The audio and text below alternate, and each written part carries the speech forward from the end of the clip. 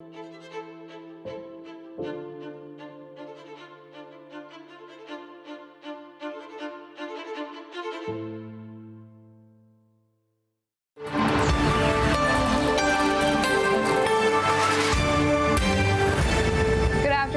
Victoria Marshall with the latest news from the Washington Watch news desk. The Colorado Supreme Court has dismissed another lawfare case against Masterpiece Cake Shop baker Jack Smith. At issue is whether Phillips should be forced against his Christian convictions to design a cake for a mentally ill man, Autumn Scardina, who believes he is a woman. Citing procedural errors, the Colorado Supreme Court dismissed the case, saying Scardina should have appealed to a Colorado Civil Rights Commission decision instead of directly sue Phillips. Phillips has been the victim of lawfare since 2012, solely because of his Christian faith. It all started when he was asked to create a custom wedding cake celebrating a same-sex wedding. Phillips informed the couple he should not create the cake since the cake would express a view that violated his views on marriage.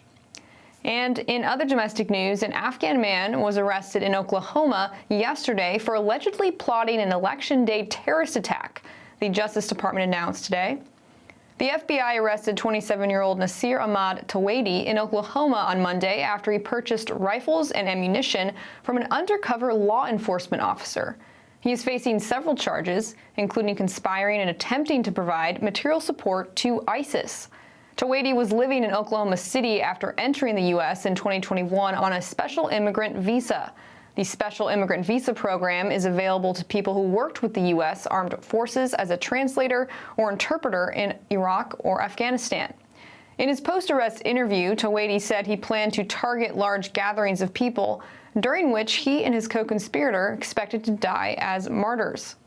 Now, the story comes after top FBI and military officials say the U.S. faces a serious threat of terrorism, thanks in large part to the border crisis.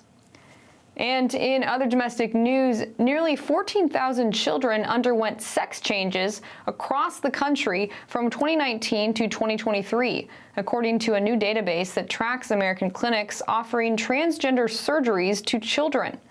Do No Harm, an association of medical professionals opposed to the practice, launched a database called Stop the Harm, which tracks sex change treatments being performed on minors at healthcare facilities in the United States. The group found that from 2019 to 2023, at least 13,994 children underwent sex changes, for which doctors submitted charges of around $119 million. That is likely an underestimate, as the analysis could not account for claims from certain insurance companies or those who paid in cash. The database tracks children's hospitals and other providers that offer puberty blockers, cross-sex hormones, and surgeries that seek to change the gender of children. And in other domestic news, Florida is bracing for Hurricane Milton's landfall, which is expected to reach the state's west coast Wednesday night as a Category 3 storm. Hurricane Milton is going to be a deadly and catastrophic storm. It will bring massive storm surge, high winds, and severe flooding as it moves across the state of Florida. Florida Governor Ron DeSantis has declared an emergency for 51 counties, telling Floridians that the window to evacuate is quickly coming to an end. If you are in an evacuation zone and you're in places like Sarasota or Charlotte, just know that if you get 10 feet of storm surge, you can't just hunker down with that. That is ultimately the surge. Mother Nature is going to win that fight. St. Petersburg, Florida officials also urge residents to evacuate as soon as possible. We are expecting between 8 to 12 feet of storm surge and winds up to 100 miles per hour. We anticipate that we will begin to feel the impacts from Milton in the next few hours. If you have not evacuated yet, you are quickly running out of time and need to get to a safe place immediately. Whether that's a shelter or a friend's house, now is the time to figure out where you will shelter as the storm passes and take action now. When significant sustained winds arrive, our first responders will not be able to respond to calls for help until after the storm moves through our area. And those are today's headlines. I'm Victoria Marshall. Up next is Washington Watch with Tony Perkins. We'll see you tomorrow with more news.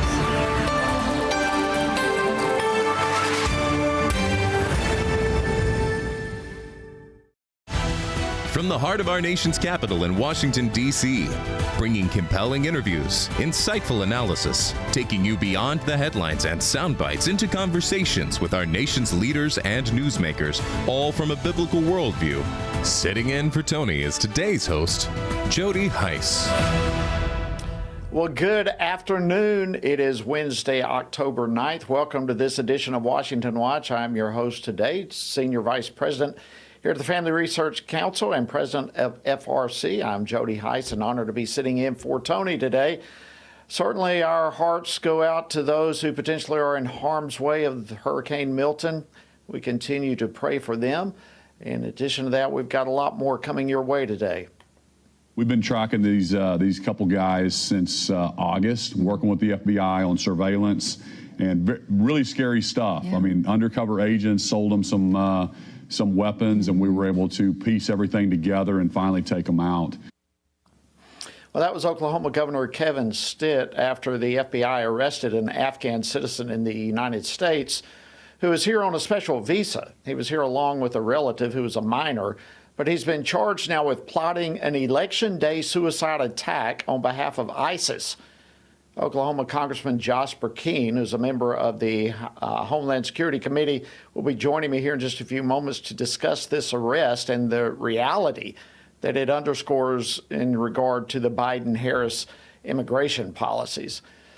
And the president today, President Biden, spoke by phone to Israel Prime Minister Benjamin Netanyahu.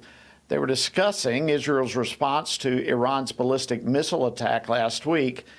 But with the election approaching and the Harris campaign losing support from both Jewish and Muslim voters, is there some sort of political calculation that's being played into all of this? We'll be talking about that with Congressman Keith Self, a member of the House Foreign Affairs Committee, a little bit later in the program. And we also have a new report coming out of Johns Hopkins University that confirms the rise of homeschooling in the United States. Well, why have so many parents chosen to pursue that option for their children? Well, stay tuned. We'll be talking about it with Josh Gruey, who's the executive director of the Homeschool Legal Defense Association Action. When we introduce a child or an individual to the idea that they can change genders, we devalue who they are in Christ. The second thing is when we give them hormones, we dehumanize who they are in Christ. And when we cut body parts off these individuals for the purpose of changing their identity, we destroy who they are in Christ. Well, that was FRC's Walt Heyer speaking at the Pray Vote Stand Summit last week regarding the physical and spiritual harm that's done to young people in the name of transgender ideology and care. That was a powerful, powerful panel that he was on.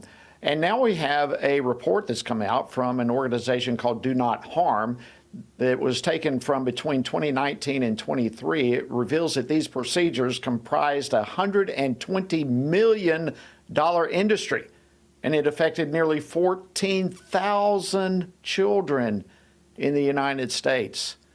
I'll be talking about that with Dr. Miriam Gross from Do Not Harm a little further in the program. And speaking of the Pray Vote Stand Summit, just real quickly, if you happen to miss it last week, it's not too late to catch the highlights. I strongly urge you to do so. You can go to TonyPerkins.com, our website there, TonyPerkins.com, for more info. All right, we've got a lot coming your way. Let's go ahead and jump into our top story. According to a criminal complaint that was filed yesterday, the FBI has arrested now an Afghan citizen in Oklahoma City, and he's been charged with plotting an election day suicide attack in the name of ISIS. The suspect, Nasir Ahmad Tawhidi, was arrested this week after buying 2 AK-47 assault rifles and other weaponry from an undercover FBI agent in Oklahoma. He entered the United States in 2021 under a special visa, which again underscores the Biden-Harris administration's repeated failures to manage the entire immigration vetting process. Well, joining me now to discuss today's results and what's coming forth right now is Congressman Josh Perkins. He serves on the House Homeland Security Committee as well as the Budget Committee. He represents the 2nd Congressional District of the great state of Oklahoma. Congressman Perkins, welcome back to Washington Watch. Always great to see you. Thank you, Jody. Glad to be with you. Thanks for having us on. All right, listen, all of this went down, is going down, I might should say, in your home state. So give us the latest. What do we know so far? Well, I don't know that I'm going to be able to give you much greater insight than what you're already, hearing. The fact that we have this Afghan individual who, because of the debacle of the way that this country withdrew, and then the lack of vetting that took place, that you've got an inspector general who was saying from Homeland Security that this process is ripe for people to fall through the cracks. Well, this is the result. And so you've had heightened numbers of people with this special visa, and the Biden administration and what happened with Afghanistan has shown the American people, in addition to what's coming across the southern border, just how vulnerable we are for attack because they're not taking national security seriously. Yeah, vulnerable is a key word. I just underline that, highlight it, and circle it because we are so vulnerable, and what's happening at the southern border just amplifies that. I remember vividly our office was so involved in helping people get out of Afghanistan, and one of the things we were trying to do was vet these people, and to be very honest, we were getting very, very little to no help of any consequence from the State Department. And it's no wonder that we are having issues like this right now. Do you have any more information about the special visa? What kind of special visa was received that allowed this individual to come in? No, Jody, I don't. Quick answer. I've got my staff, looking into what, if anything, the administration has done by executive order. But it just looks like that the inspector general bringing this, to the forefront months ago, saying that the vetting is not occurring like it should. That's an administrative failure. That is an agency failure. Absolutely. Well, again, I go back to the word you used a while ago, the vulnerabilities that we now are facing because of the horrible immigration policies that we're all, really, the entire country is suffering literally under right now. If I can switch gears with you a little bit, Congressman, you serve on the Homeland Security Committee, which, of course, has oversight over FEMA. And, of course, FEMA is all over the news these days, and rightfully so. But can you help us make sense of the assistance or lack thereof coming from FEMA after Hurricane Helene? And then we had DHS Secretary Mayorkas's comments about running out of money. Is FEMA out of money? So look, the funds that are going towards illegal immigrants for a 2-year time period have reached the sum total of $1.5 billion. And that is a different fund than the disaster recovery fund within FEMA's budget. However, the $20 billion that came through the continuing resolution, several weeks ago, make sure that a continuation of operations for FEMA is ongoing, meaning that they should not be in a situation where they're saying there's a lack of funding. But if a lack of funding is to be discussed, it's the $1.5 billion that's been utilized by this administration for housing and other services going to illegal immigrants who should not be in this country to begin with.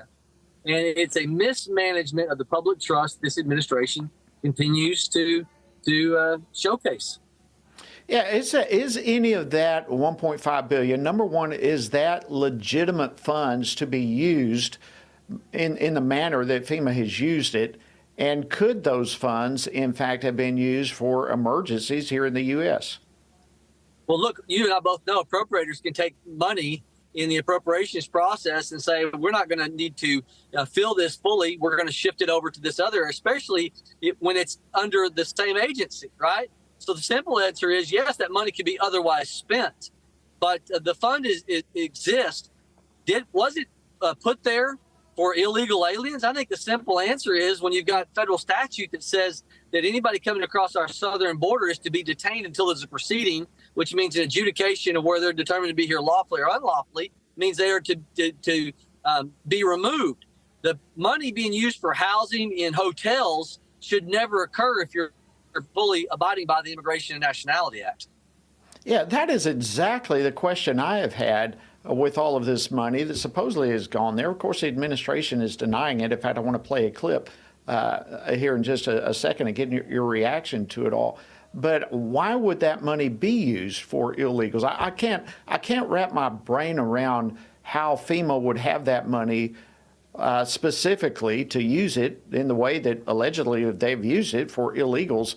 Let me go ahead and play this clip and get your reaction to this. Clip number 3, please. They're saying the money is needed for this crisis is being diverted to migrants. What a ridiculous thing to say. It's not true. Okay, so he's just saying it's not true. Now, I don't know how you take that. I take the president's comment there as saying none of those funds have even been used for illegal migrants. Can you straighten the record out for us? What's the truth? Okay, so under FEMA, there are two lines of funding. One is for disaster recovery funds, and that is something that is, my understanding, based upon what we've seen since the vote 2 weeks ago, there was $20 billion put forward that will be a continuance of governance up until the ending point of that continuing resolution. Now, Jody, full transparency, I didn't vote for that cigar, but the money is set aside for disaster recovery. But what we're discussing is another line of funding that this administration has been, I would say, utilizing unlawfully, has been the $1.5 billion over a 2-year period that's gone towards housing and other services for illegal aliens, not less to mention the NGOs, the non-government organizations that are of sort a taxi service that are taking these individuals using taxpayer money to transport them from point A to point B of choice. I mean, it's ridiculous that the federal taxpayer is picking up the tab for bringing them into the interior of the United States, housing them, providing food, and then moving them into the location of their choice when the Immigration and Nationality Act says if by law you are to be detained until there is a proceeding. That's what Congress said. All legislative powers, according to Article 1, Section 1, as you know, of the Constitution, says all legislative powers should be vested in the Congress. So we have an administration that run afoul of what the Immigration and Nationality Act has already said and has taken upon themselves to use funds. Let's say that these funds were to be utilized for true asylum purposes, for housing or food. When you're using it for illegal purposes, illegal ends, that's unlawful. That's against the rule of law. Absolutely. Well, and now I guess the big question, we have less than a minute, probably about 30 seconds or so a really short response. But we've had Hurricane Helene, now Hurricane Milton, both devastating storms. Does FEMA have the capacity to step in and help? My understanding is, given the $20 billion, I think I said 20 million, I misspoke, the $20 billion post 2 weeks ago, it's been allocated until that CR runs out, is sufficient to be able to do this. Now, if some news comes forward, which I've not seen, Homeland Security has sent me the information I just cited to you. If it turns out that Congress is going to have to return, I'm not aware of it. Homeland Security authorizing authority says there's $20 billion there to get us to the end of December 20th. Congressman Josh Perkins, thank you so much. Always great to talk with you. All right, friends, after the break, we're going to talk Israel. What's coming up? We've got much more coming your way on Washington Watch, so don't go anywhere. Stay tuned. We'll be back right after this break.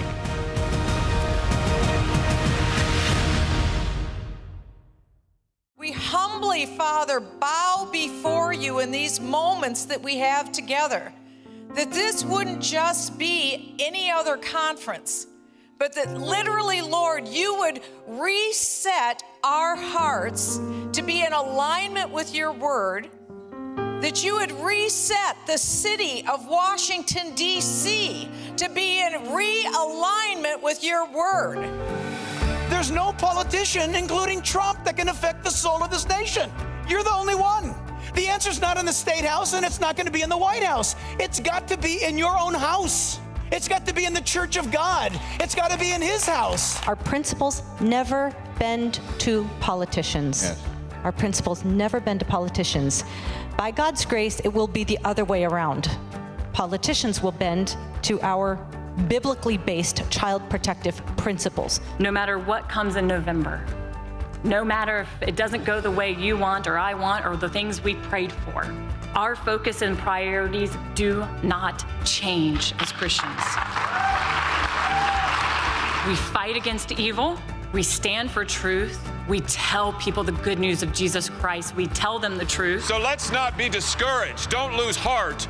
Don't lose the faith. Stand now strong, because the Lord has given us the great privilege of living in a time when our choices matter, when our lives matter, when our courage matters. So let's stand together and save this great country. God bless the United States of America. There are 40 million self-described evangelical Christians who do not vote in a presidential election. If half of those people who sit in church on their blessed assurance would pray, stand, and vote, we would change every election in this country from the school board all the way to the White House. All it takes, friends, is one generation for us to lose what is valuable, important, and sacred. Every generation has the opportunity to preserve what is right, what is godly, what is good about the United States of America, or to shirk our responsibilities and to watch what happens in just one generation in our country. This may not be an easy task, but we are living in a moment of challenge, but also of great opportunity. And we know, always, that we are not alone, that His Spirit empowers us and protects us, and that He can do the unimaginable. Dobbs, after all, was never supposed to happen. Father, we thank you. You have entrusted us with this moment in history, and I pray that we would be found faithful, and that as a result of our faithfulness to you, that thousands, millions would come into the kingdom as they would experience the forgiveness of sin and the new life that is found only in Jesus Christ. Amen.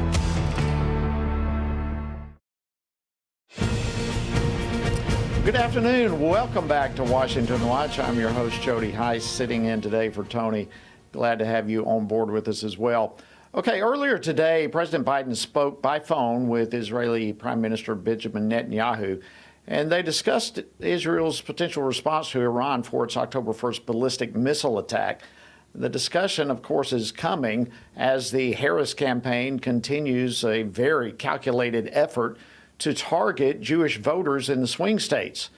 And ever since the October 7th terrorist attack on Israel last year, we've all watched the anti-Israel tactics coming from the left. Well, have swing state voters also taken notice of all of that? Well, joining me now to discuss this is Congressman Keith Self. He serves on the Foreign Affairs Committee as well as the Veterans Affairs Committee, and he represents the 3rd Congressional District of Texas. Congressman Self, always great to have you on Washington Watch. Welcome back. Good to be with you, Jody. Thank you. All right, I'd like to open up with a clip from White House Press Secretary Karine Jean-Pierre. This came at today's White House press briefing. I'd like to play this clip and get your reaction. I think what you have seen from this administration is the continued support for Israel's security. When Iran attacked Israel, the president directed his military to protect Israel. He was very proud to be able to do that, and that support continues. Is this a shift of direction? This does not sound like the administration I've been watching for a long time in regard to Israel. Well, that was a half-truth. Because we have protected Israel in the recent past. But remember, they delayed a shipment of very necessary weapons back in the springtime.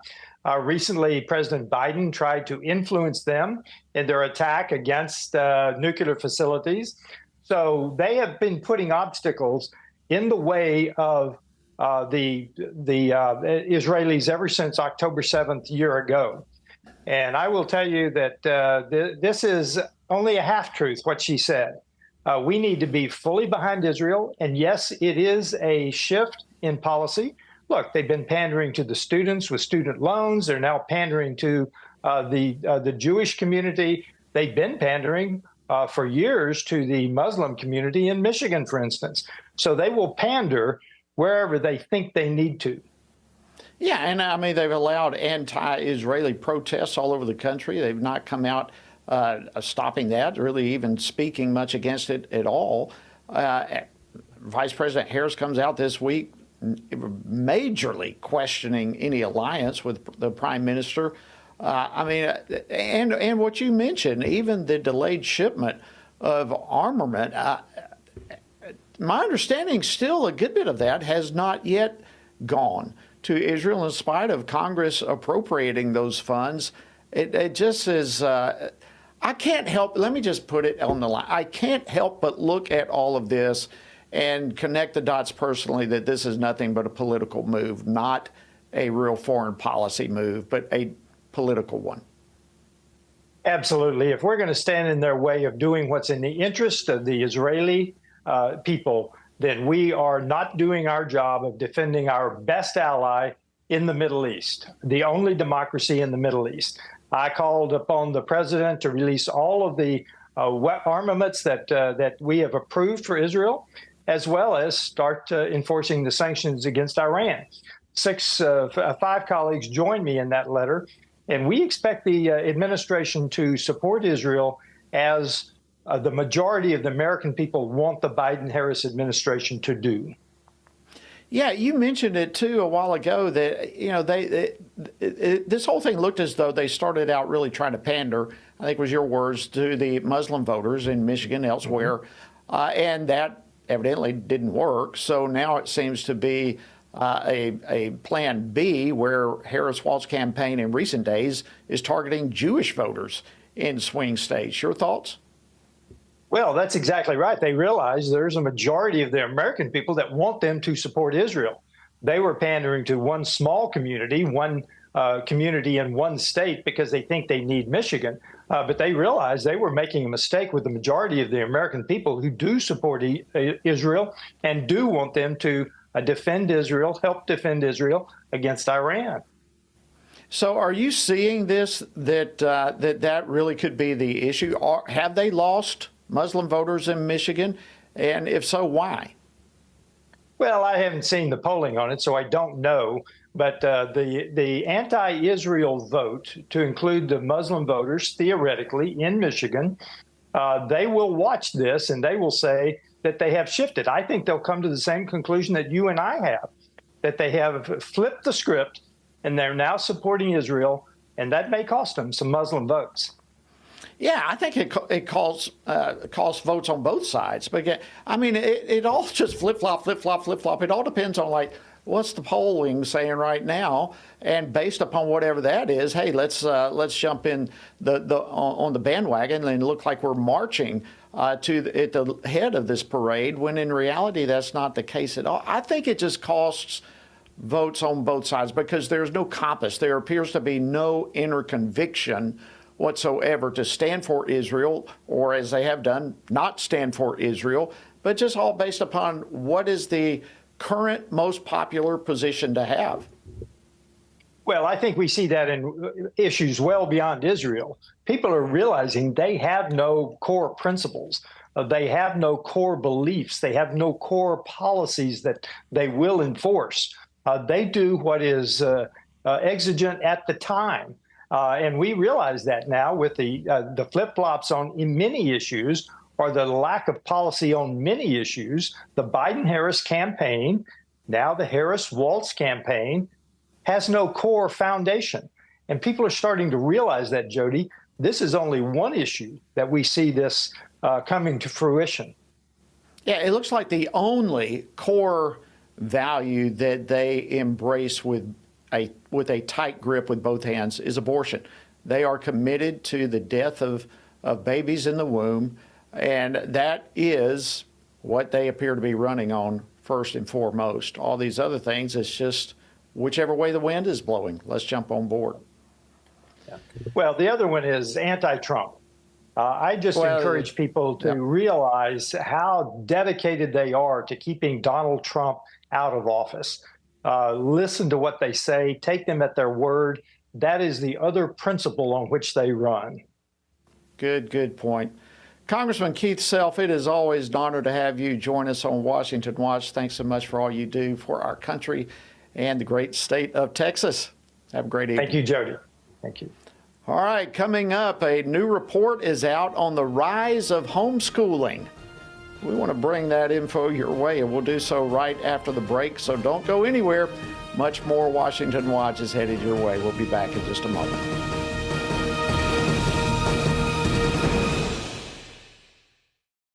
Everything we do begins as an idea. Before there can be acts of courage, there must be the belief that some things are worth sacrificing for. Before there can be marriage, there is the idea that man should not be alone. Before there was freedom, there was the idea that individuals are created equal. It's true that all ideas have consequences, but we're less aware that all consequences are the fruit of ideas. Before there was murder, there was hate. Before there was a Holocaust, there was the belief by some people that other people are undesirable. Our beliefs determine our behavior, and our beliefs about life's biggest questions determine our worldview. Where did I come from? Who decides what is right and wrong? What happens when I die? Our answers to these questions explain why people see the world so differently. Debates about abortion are really disagreements about where life gets its value. Debates over sexuality and gender and marriage are really disagreements about whether the rules are made by us or for us. What we think of as political debates are often much more than that. They're disagreements about the purpose of our lives and the source of truth. As Christians, our goal must be to think biblically about everything. Our goal is to help you see beyond red and blue, left and right, to see the battle of ideas at the root of it all. Our goal is to equip Christians with a biblical worldview and help them advance and defend the faith in their families, communities, and the public square. Cultural renewal doesn't begin with campaigns and elections. It begins with individuals turning from lies to truth. But that won't happen if people can't recognize a lie and don't believe truth exists. We want to help you see the spiritual war behind the political war, the truth claims behind the press release, and the forest from the trees.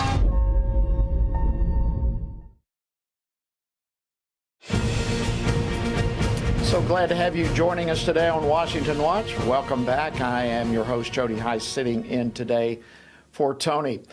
All right, last month, a Johns Hopkins School of Education report made waves in the education world. The report found, among other things, that homeschooling is actually on the rise across the United States. Here now to react to the report's finding is Joel Gruey. He is the executive director for the Homeschool Legal Defense Association Action. Joel, welcome to Washington Watch. It's an honor to have you with us. It's a pleasure to be here. Thank you for the invitation. Well, you are very, very welcome. Exciting news here, and I think disturbing news for some on the left for sure. But what were your takeaways from this study? So it was really interesting. As everyone knew during COVID, at a certain point, particularly for a couple of weeks, everyone was a homeschooler. Everybody was doing education at home. And in a sense, that created this massive surge of people that identified as homeschoolers. And then as schools reopened, logically, we knew people were going to go back into what they considered their normal form of education.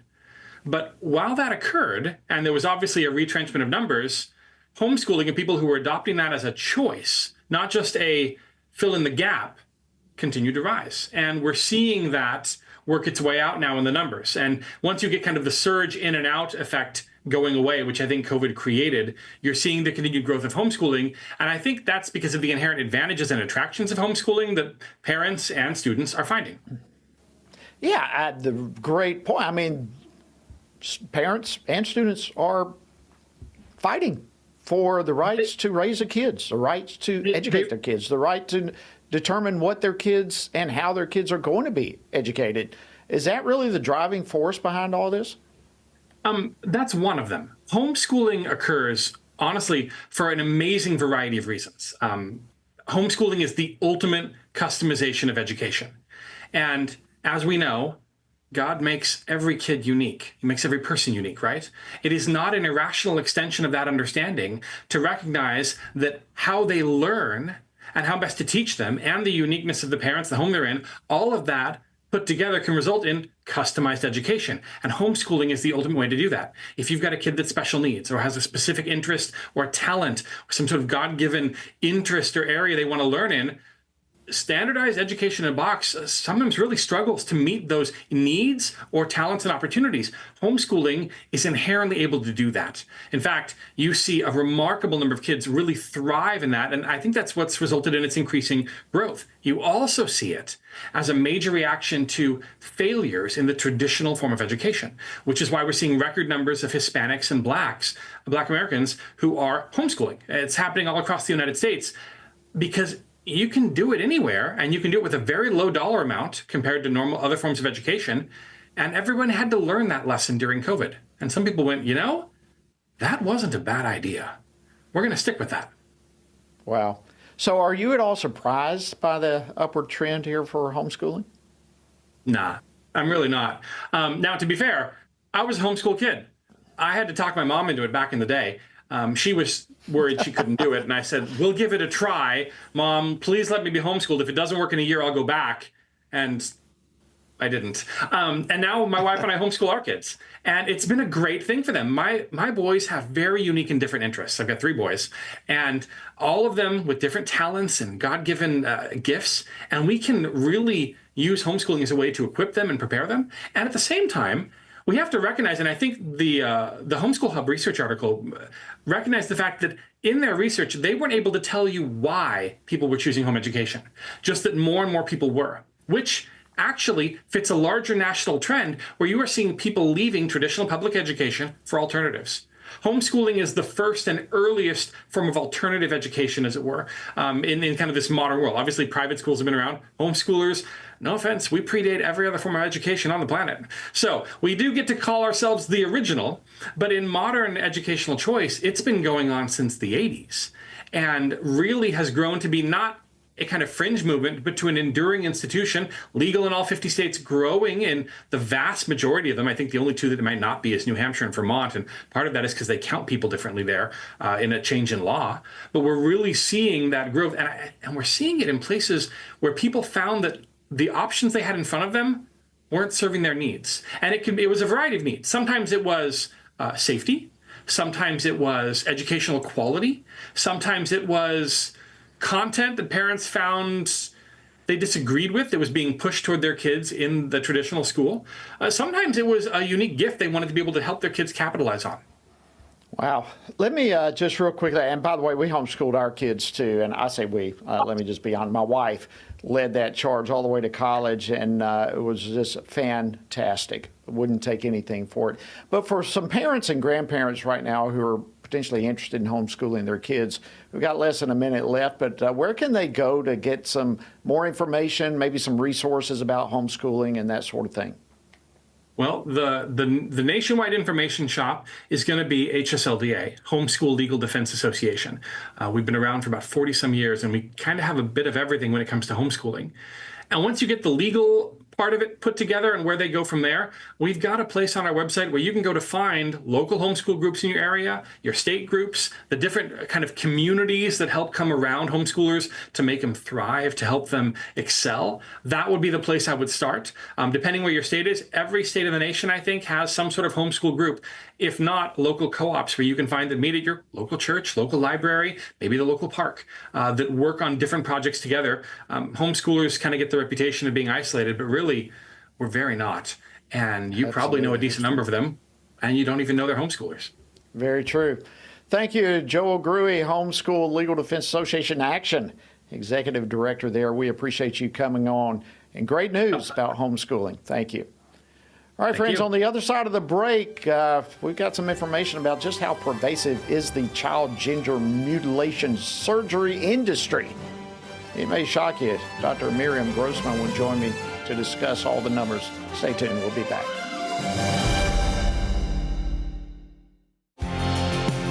Jesus said in John 15, "These things I've spoken to you, that my joy may remain in you, and that your joy may be full." In 2024, in these divided and uncertain times, how can this be possible? By abiding in Him through His Word. At Family Research Council, we want to help you do that, which is the reason for the Stand on the Word Bible reading plan. In just 10 to 15 minutes each day, you will have read the entire Bible in just 2 years. But more importantly, you will be abiding in Him daily. Find our Bible reading plan at frc.org/Bible.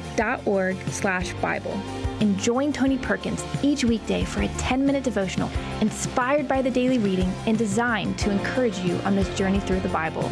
Listen on Apple Podcast, Spotify, and YouTube. And remember, the grass withers and the flower fades, but the word of our God will stand forever.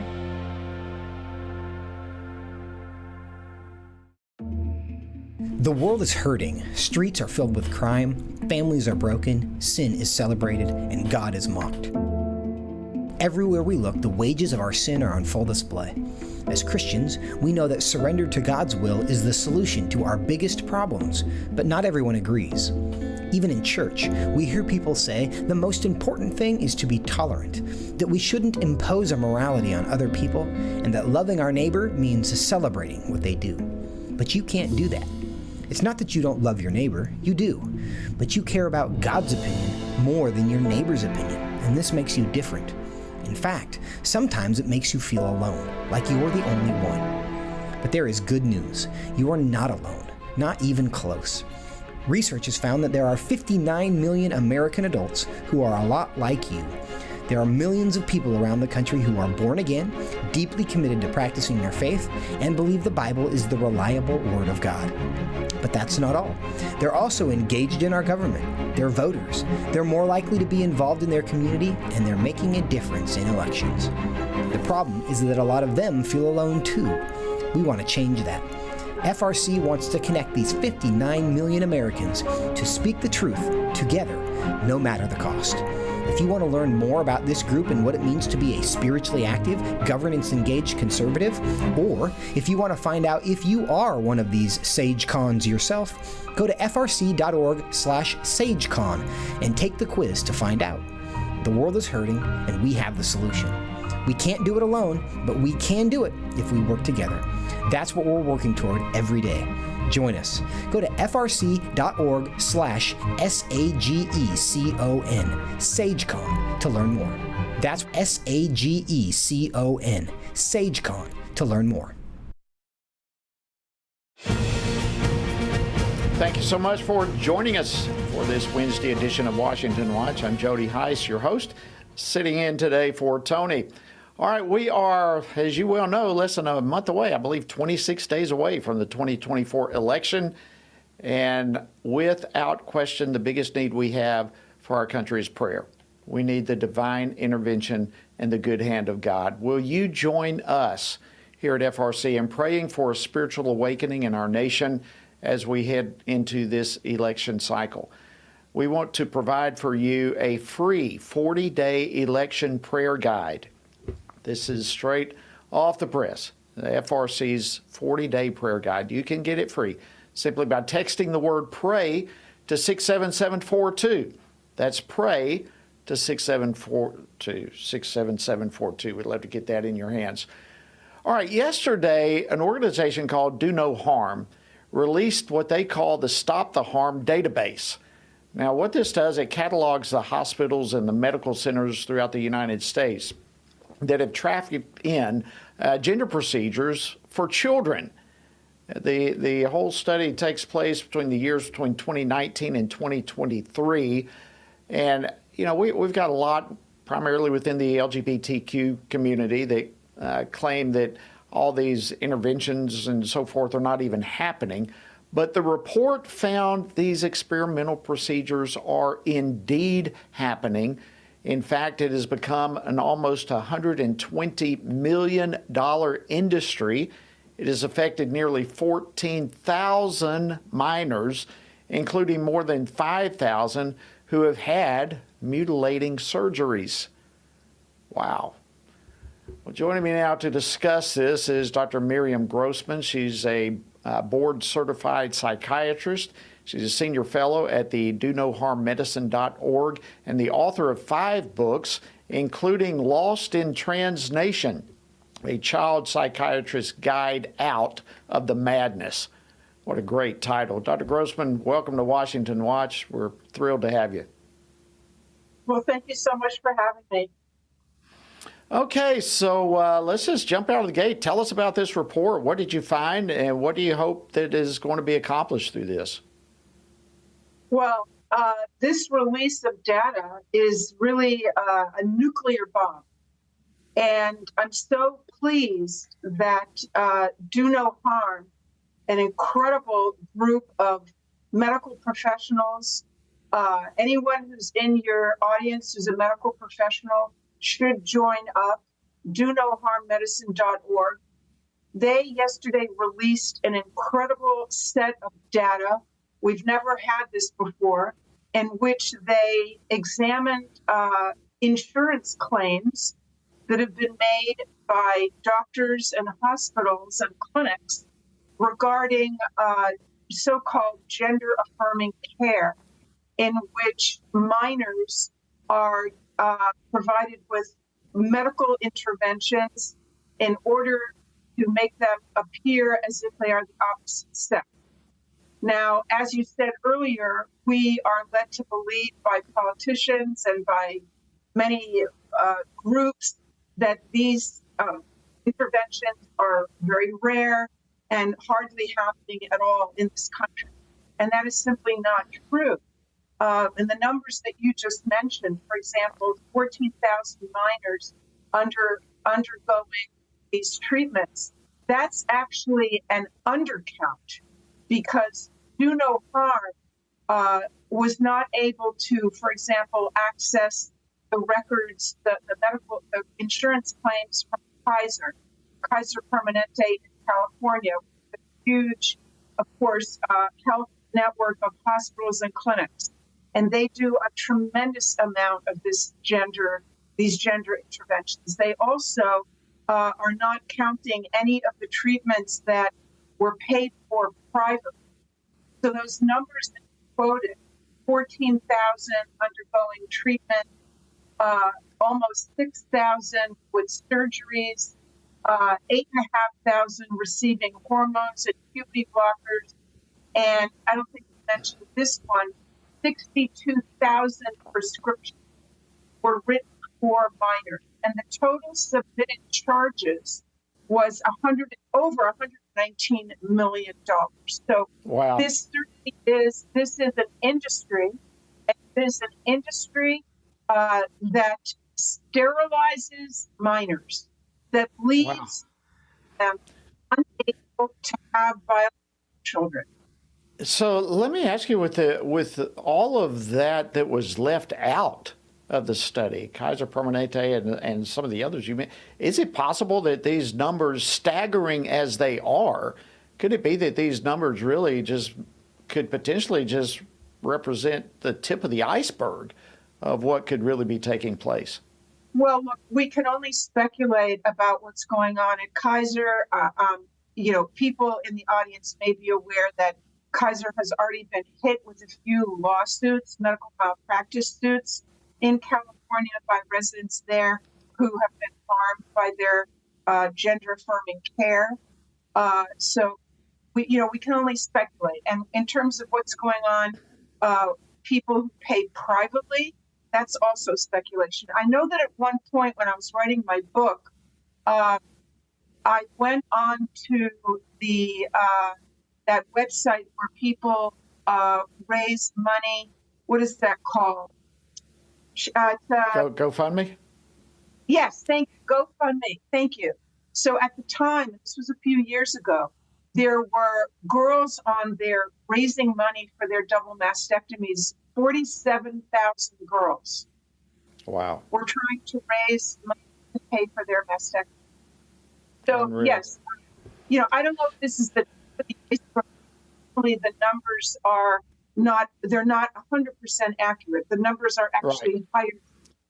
It sounds like it certainly they're conservative numbers at best. So let me just ask, if I can, a little bit of a switching of gears.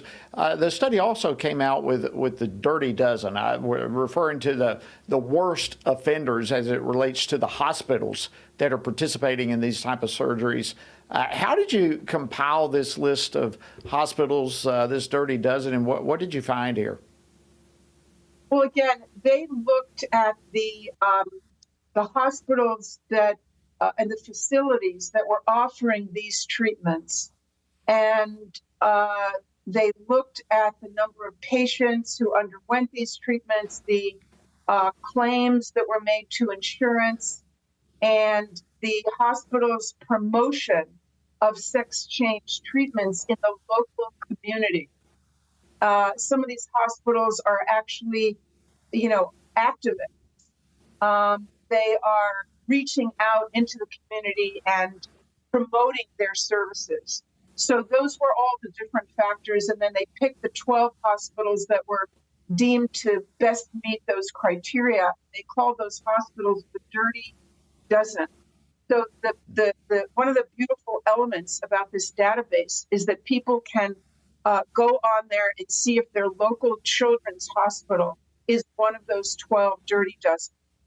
Wow. All right, so one more time real quickly before I hit the next question. What is that website while it's on people's minds? Yeah, StopTheHarmDatabase. StopTheHarmDatabase.com. All right, now you've been a part of this battle and an advocate, a great voice for a long, long time. In fact, you recently testified before Congress. Why is it, this question comes to me a lot, why is it that the medical establishment is so willing to embrace these harmful procedures for children? Well, there's two reasons. One is that our mainstream medical organizations, such as the American Academy of Pediatrics and the American Psychiatric Association, for many years have been taken over by a small group of activists who simply push their agendas forward and stifle debate. And the second reason is that too many of my colleagues are simply spineless and not willing to speak up against it. But now, with the release of this database, there's really no excuse, and especially pediatricians, endocrinologists, and surgeons, enough is enough. You need to step up to the plate and do what every good ethical doctor is supposed to do, and that's speak the truth and to do no harm. And these children and families are being harmed in the most horrific way, because not only are they being physically disfigured, they're losing the capacity to have biological children in the future. Many of them will have impaired sexual functioning, inability to have sexual pleasure, and many, many other medical and psychiatric problems. So we are calling out, do no harm, where I'm a senior fellow, are calling out to physicians and other medical professionals to stand up, to join us, and to say enough is enough. We are doctors, we are medical professionals, and we're not going with radical, destructive agenda. Good for you. Yeah, and it's time to stop the harm, for sure. I would say probably a third reason you brought it up a moment ago is the money. I mean, this is now a huge industry that's fueling all of this. But in talking about putting a stop to it all, we are seeing some momentum backing away from this ideology. I mean, the Cass report, I'm sure you're familiar with it, spurred a ton of changes in the UK.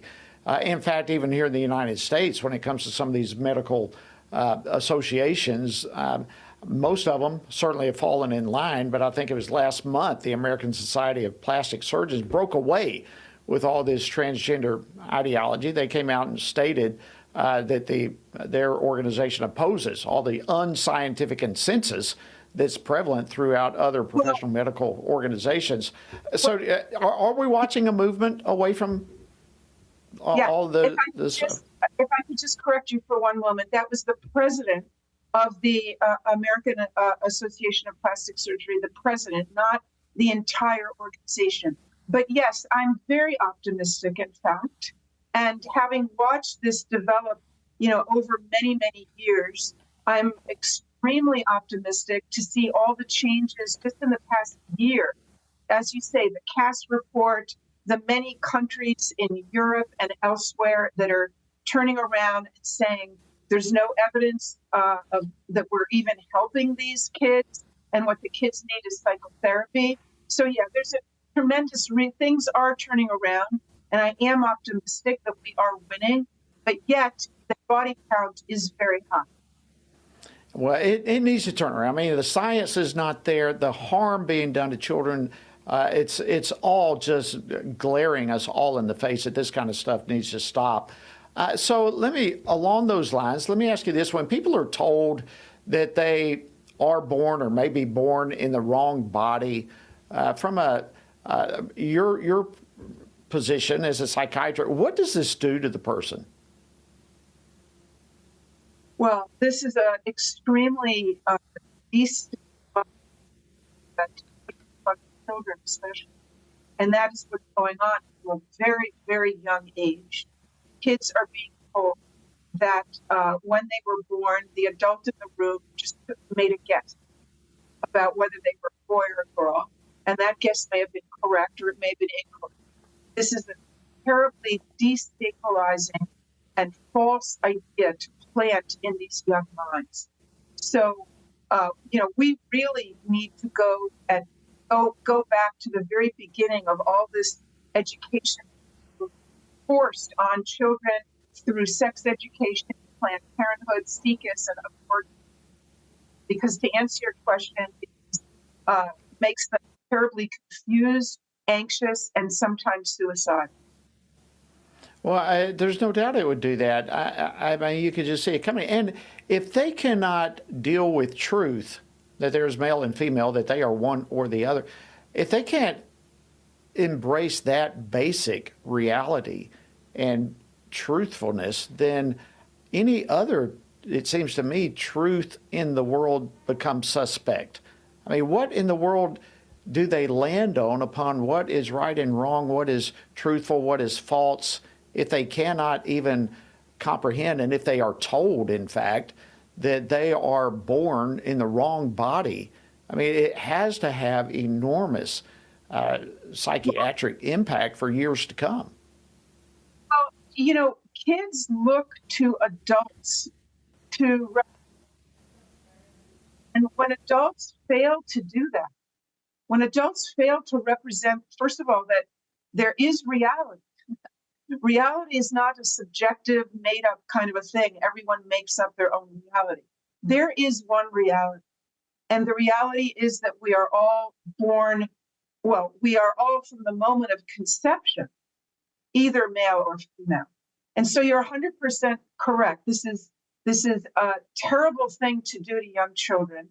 And then everyone is scratching their heads and, complaining and saying, well, there's so many mental health issues among our youth. Well, yeah, there's so many mental health issues for many reasons. But one big reason is that we are misrepresenting reality to these children. And we are leading them to think that they can just, each person creates their own reality. So that is extremely destructive, from a mental health perspective. Dr. Miriam Grossman, thank you so much for joining us today on Washington Watch. We appreciate you unpacking this great information for us. We appreciate it. Thank you. Thanks for having me. All right, friends, this is going to wrap up today's edition of Washington Watch. I know we were having a little bit of audio problem with Dr. Grossman there. The website, if you want to get this information yourself and see the list of the hospitals and so forth, the website is donoharmmedicine.org. donoharmmedicine.org. I encourage you to go check that out. All right, thank you again for joining us today on Washington Watch. Look forward to being back with you again tomorrow. Have a great evening. Washington Watch with Tony Perkins is brought to you by Family Research Council and is entirely listener-supported. Portions of the show discussing candidates are brought to you by Family Research Council Action. For more information on anything you heard today, or to find out how you can partner with us in our ongoing efforts to promote faith, family, and freedom, visit TonyPerkins.com.